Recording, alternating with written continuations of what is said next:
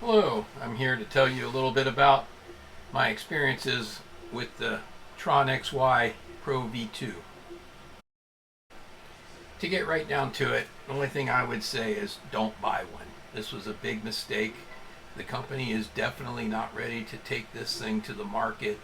They ship these things out and then you spend forever putting them together with horrible instructions. Then when you finally get it together and try to fire it up, yeah, it fires up with just massive issues with the firmware. One thing after another. Buttons don't work.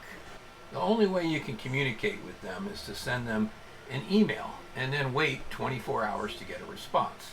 Of course, they don't respond to all the emails you send them, so you end up having to ask them multiple times. Like, for instance, I asked them how to remove the print head because it wasn't exactly obvious.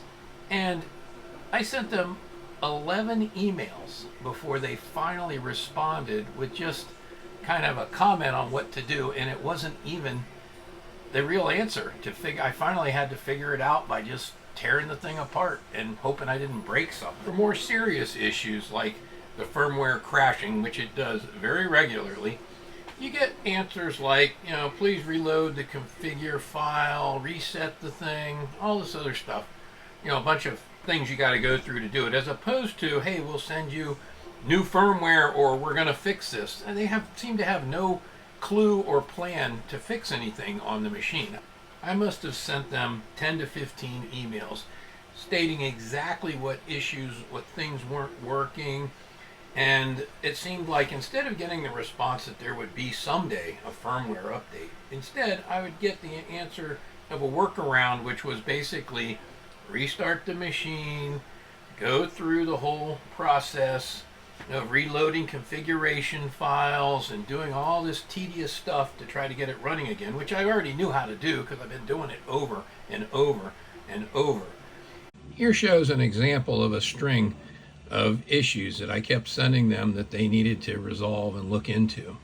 And finally, they sent me a comment here. You'll see where they ask me to give them a number form, okay, like 1, 2, 3, 4, 5 issues, because they expect quite a few. So I sent them a bunch of issues about temperature, not being able to change the temperature, not being able to reset the machine after it locks up, and then even this one that shows them pictures. Those other ones I had done pictures with each of them too, and this shows how they made this out of a low temperature material like PTEG, and this is the fan blows through that, and I'm printing with a high temperature, which is what I told them I was buying the machine for, and of course the high temperature melted it and it started to droop, and then it eventually caught on the thing I was printing and tore the print off the board. So these are kind of part of the